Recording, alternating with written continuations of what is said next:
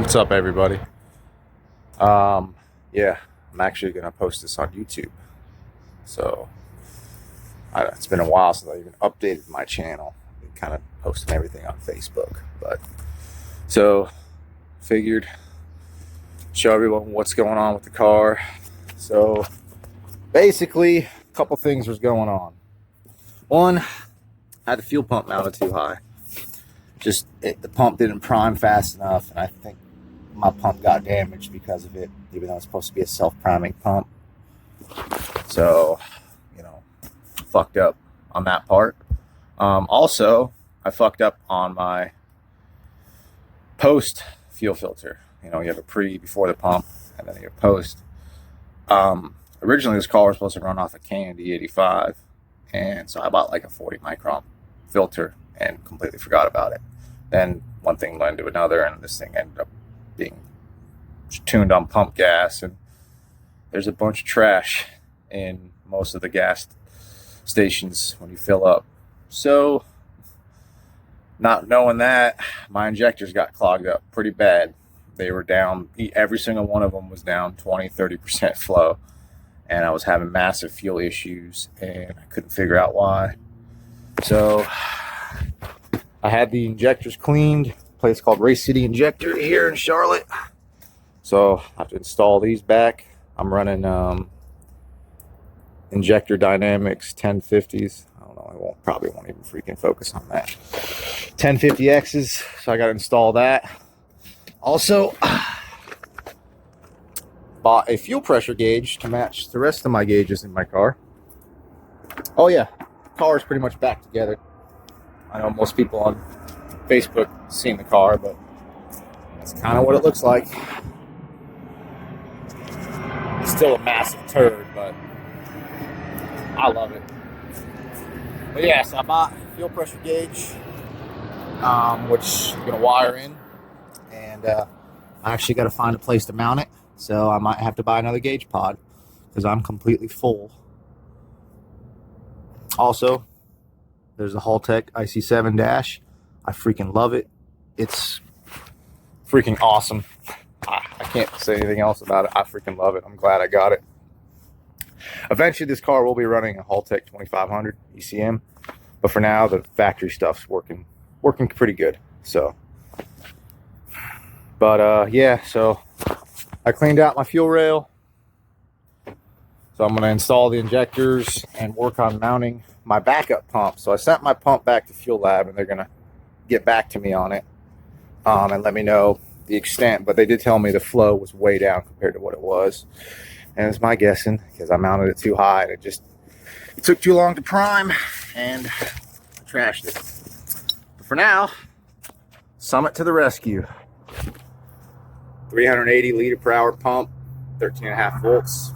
Probably going to run it close to 14.5 because of the way I have my charge system set up. So this should be able to support 650 to the wheels on pump gas. Maybe a little bit more. We'll see how efficient my setup is. But if I have to put on a smaller pulley up top just to get it by, just to test it for now, we'll see. But, the car makes right at 650. Or 630 if you're going by SAE standard. So, and that's 11, 12 pounds of boost. So, hopefully, I'll get injectors in, get this pump on, get it wired in, and start testing and make sure it was the pump. I got one more thing coming that isn't here yet, and that is a fuel pressure safety switch.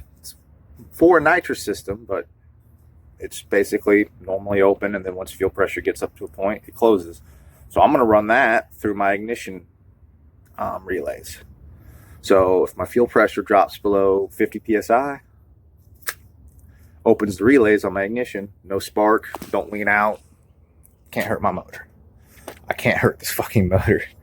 I got so much time and money invested in this fucking motor, I couldn't do it. And then if I hurt it, I know what I'm going to do. So I'm going to build it, 4-inch crank, fucking forged pistons, all that shit, and fucking get this motor ready for insane. I can't do that. I got to get the car dialed in currently. And one of the ways I'm trying to dial it in is that right there. I'm gonna tell you right now, if you know anything about 240s, you can see there's a lot of stuff been welded up to seal something in there. So I'll just leave it at that. But that motherfucker should help me pull the front wheels off the ground, which is one of the goals for this car. I know it's inefficient and it's not as fast because you're wasting momentum pulling the car up versus moving forward. But I want to fucking wheelie my car. And that's one of my goals. And then once I do that, then I can fucking get it dialed in and get it to go as fast as possible. At the quarter mile, at the half mile, on the streets, wherever. I just want to fucking be able to enjoy this fucking car. So. But it's a huge process, especially with all the shit I've done to it. And considering this is my first crazy build like this, I've never done anything like this. It takes me some time. I don't have a shop backing me. I really have a couple friends who know more than me. I got one guy I can rely on. If I can't figure it out, I can ask him. For the most part, this car is completely done by me and only me. So, but yeah, I'll update you guys more as it comes. But just getting closer and closer. Finally, fucking getting this bitch on the road and running like she should. Show you guys what I got done. Freaking, I thought today was supposed to be nice. Started raining on us and whatever, and I left some parts at my other house. So I was talking about like redesigning my fuel system. So for now, I have the filter right off the tank. So that was one I had the filter up here. But now I just have it right off the tank. It's just easy to get to. When I finally put the bumper and all that stuff back on there, should hide it a little bit. And if I get like a rear lip or something to lower the bumper itself, it should hide all this. And another thing I did is, with the help of my buddy Thomas, we made 2 brackets to physically mount the fuel pump a lot lower than it was, because it was way up there. So the pump should always have fuel in it as long as I'm more than 1/8 of a tank, because fuel's going to go to the lowest point. Because I already rear stumped the factory tank. So if you look, it's pretty damn low.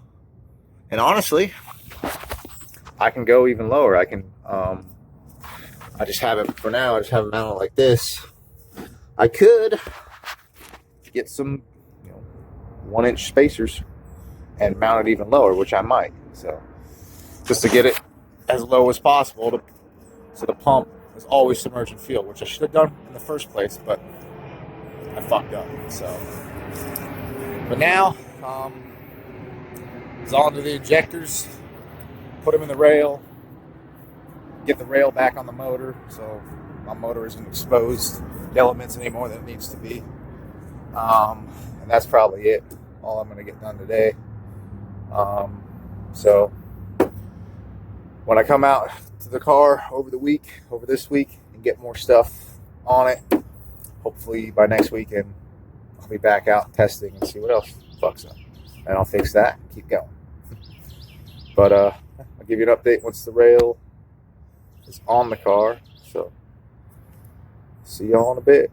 Got a couple little tips when dealing with fuel rails, especially LSs. For one, make sure you run the factory clip that holds the ejector to the actual rail, as you can see here.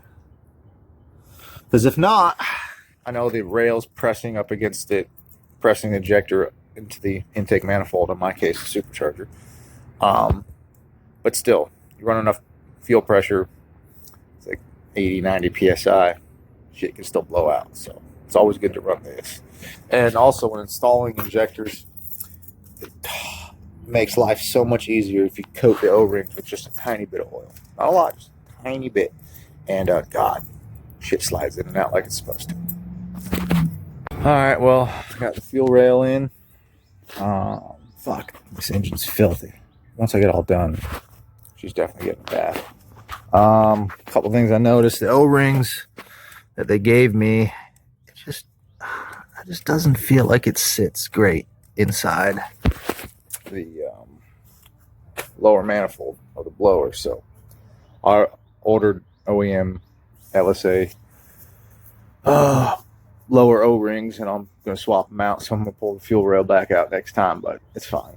A couple of things. Here is where I'm going to wire in my fuel pressure sensor and the fuel pressure safety switch right here at the rail, or right here, because all this is just a little line that comes up, goes like that. So that's where I'm going to plumb that in, and I run the wires and find the trigger wires for the ignition relays, and just splice it right through. That way, when I have good fuel pressure, I have spark. Lose fuel pressure for whatever reason, kills the spark, can't hurt this motor. I'll do a video on that hopefully next time. I'm gonna wrap all this shit up in a day or two. Just waiting on little parts here and there, and yeah, we'll see how the Summit pump does while my pump's getting rebuilt at Fuel Lab. Then 150 shot. That's on the books too. So I gotta get this thing dialed in for what it'll do now, and then smaller pulley, which I have, and then I got 150 shot to spray on top of this once I get the rest of the car sorted and everything's great.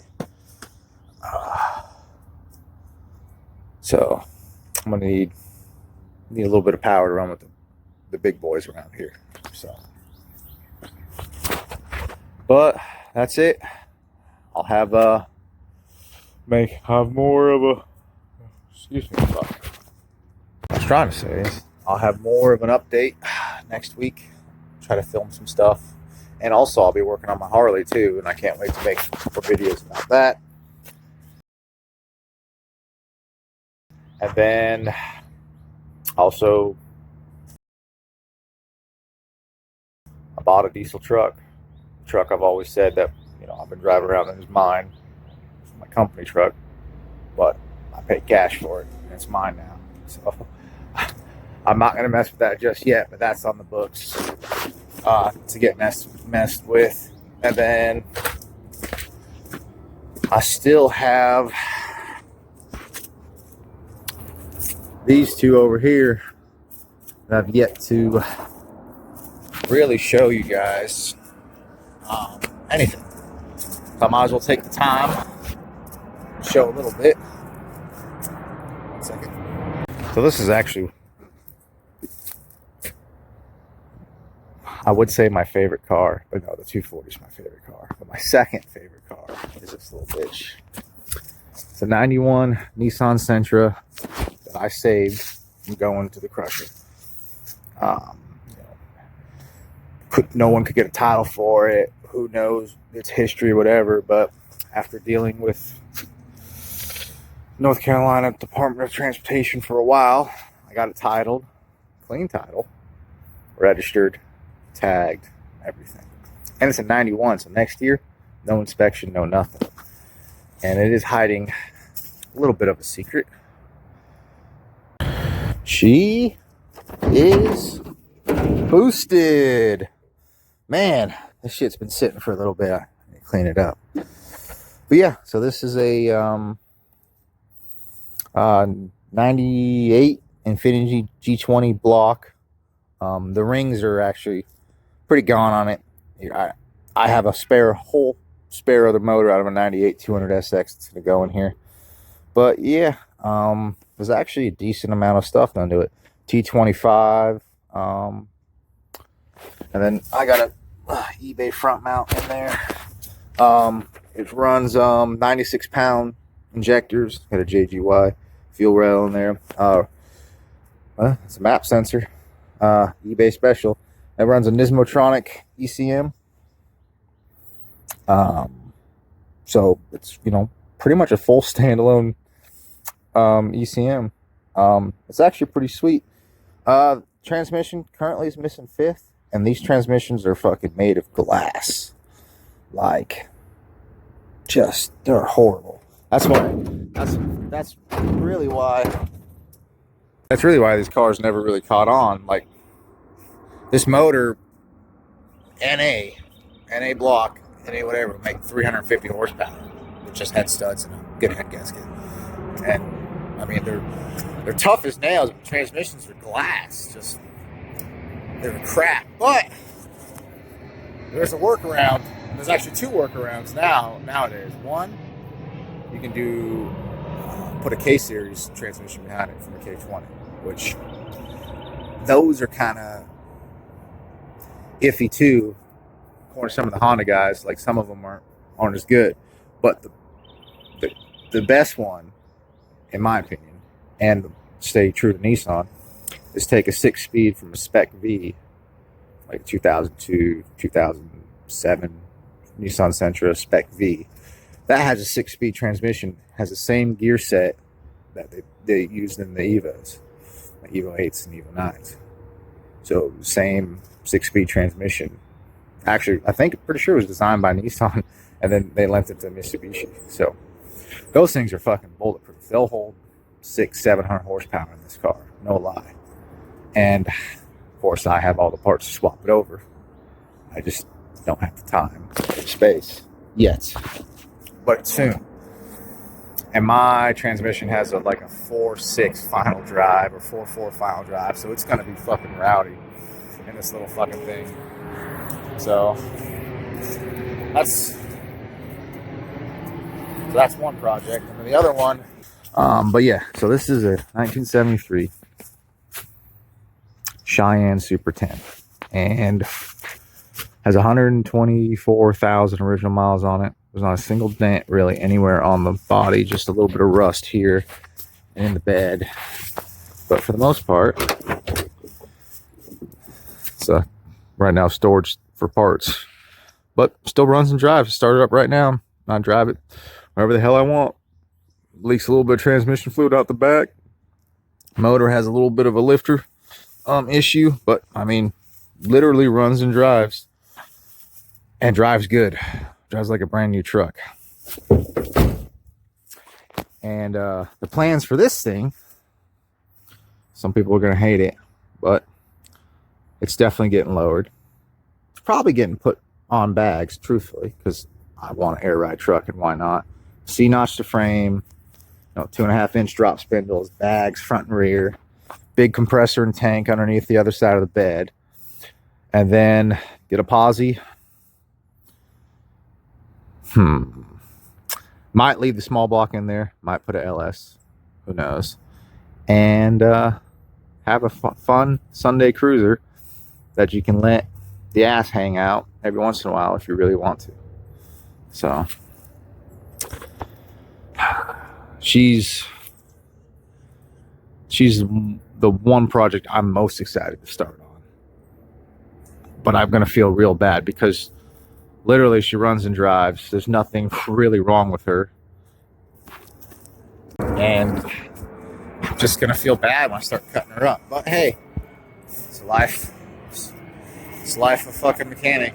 You want to have cool stuff, you got to fucking get a little dirty. Fucking planes flying up all over the time. But those are the two projects I want to show y'all. And I'll make separate videos and separate stuff on all of them when I finally get a chance to work on them. And but yeah, hopefully just subscribe, and I'll try to get videos out here and there and show you what's going on, and have some fun, take suggestions or comments or whatever. So, but yeah, I hope y'all have a good day. Peace.